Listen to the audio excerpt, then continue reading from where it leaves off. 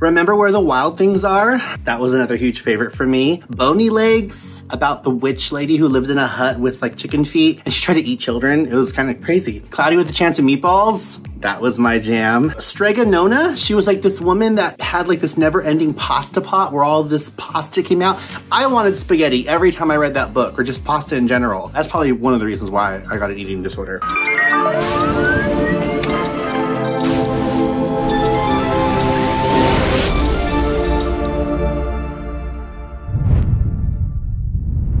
Hi friends, your buddy Gilbert here with a slightly different kind of video today, and I hope that you like it. I want to talk about reading and some of my favorite books. Those of you that like to read, usually we do kind of have books enter our world when we're children, starting with big picture books and then moving on to short stories or novels, and then eventually like biographies and things like that. So I thought we could talk about that, and I would love to hear in the comment section what your favorite book is of all time. What made you fall in love with reading? I really want to know. If you're new here, my name is Gilbert. I do reactions to pop culture, and I talk about social issues, and I do movie reviews and music reviews. I just kind of do a little bit of everything. So I really hope that you consider subscribing, supporting me. Just pushing that button really helps me out. Look around my channel and see if there's anything that sticks out to you. I have content coming all the time, and sometimes you might be surprised because like something like this, I love random stuff too, right? Why not just celebrate everything that life has to offer? I'll kick things off. There's two, the opening act to my other book. So there was a book when I was little called Stone Soup. I don't know if you've read this, but it's about a wanderer. He knocks at the door of a woman's house and he says, "Can I have something to eat?"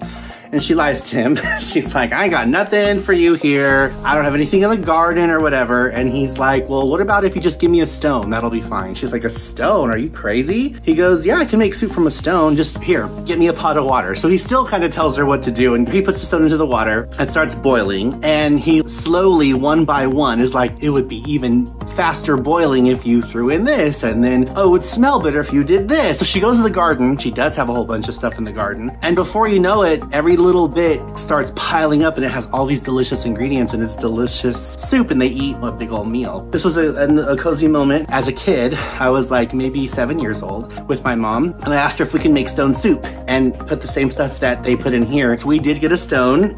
We cleaned it, we sanitized it, baking soda and all that stuff, and then followed the recipe in here, and it wasn't very good. I didn't eat any grit or anything or any rocks. We had to spice it up a little bit, but it was a good little skeleton base for it. It was one of my favorite memories as a kid growing up. I think it was more about the experience than it was reading. However, that all changed the next year when I entered, I think, 2nd grade, and I would sneak this book. The Indian in the Cupboard I credit as being the series, actually. There's 3 books. After this was The Return of the Indian and The Secret of the Indian. I was a little boy that fell in love with reading because of this book. I used to sneak reading this book in class, and the teachers didn't interrupt me because why would they interrupt the kid that's learning to read and loving to read? But I didn't do my other work, so I wasn't as strong in like science and history because all I wanted to do was read. I remember my heart racing, knowing that I was gonna get more time to read. I couldn't put the book down, and it just really opened up this whole world to me and how powerful that was, how you get transported somewhere else. And it's interactive, right? Because you're using your own imagination. I mean, I love film, I love movies, but reading, you are the creator of the universe that is being described to you because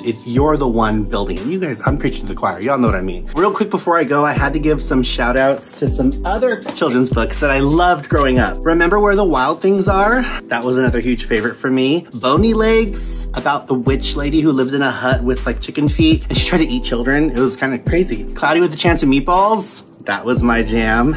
Strega Nona, she was like this woman that had like this never-ending pasta pot where all this pasta came out. I wanted spaghetti every time I read that book, or just pasta in general. Even though like it went into the streets and into like people's huts and homes, it was filthy, right? But I wanted to eat all that pasta up. That's probably one of the reasons why I got an eating disorder. The Fat Cat, where the cat just like ate everybody. See, again, with the eating disorder. 5 Chinese Brothers, I think that book has been canceled, but I thought it was cool because they all had a superpower. During an execution, you know what? That was really, never mind. Rikki Tikki Tembo, No Saw Rembo, Cherry Berry Ruchi, Pitberry Pembo. I had to learn how to say that name, and I still love saying it randomly all the time. And then If You Give a Mouse a Cookie, which is a book that I think really teaches you boundaries, how sometimes giving people what they say they want is just gonna open the door to more things because they're boundaries.